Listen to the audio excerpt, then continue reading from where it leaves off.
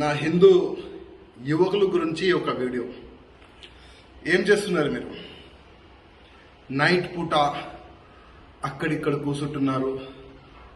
Night 12 గంటలు కానీ 1 గంటలు కానీ 2 గంటలు కానీ 3 గంటలు కానీ పండుకుంటున్నారు. పొద్దుగాల 10 o'clock కానీ 11 o'clock కానీ 12 o'clock కానీ లేస్తున్నారు.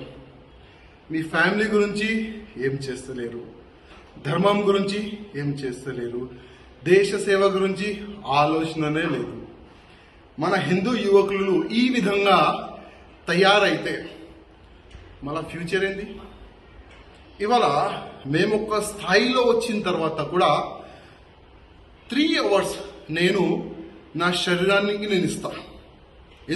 ఎందుకంటే వచ్చే సమయంలో దేశం గురించి కానీ ధర్మం గురించి కానీ నేను ఎనీ టైం నా ధర్మం గురించి దేశం గురించి వాళ్ళకి కాపాడడానికి నేను ఎనీ టైం రెడీ ఉండడానికి నేను ఇవాళ వ్యాయామం చేస్తున్నా, జిమ్ చేస్తున్నా.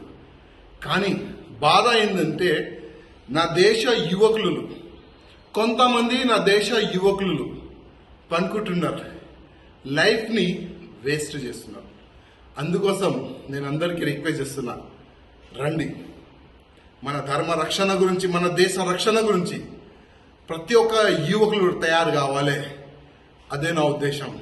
లేవండి, పొద్దుగల లేచి మీ శరీరాన్ని ఒక 2 hours ఇవ్వండి. జిమ్ చేయండి, కరాటే చేయండి, బాక్సింగ్ చేయండి, ఏదైనా చేయండి. ఎందుకంటే వచ్చే సమయం బాగలేదు.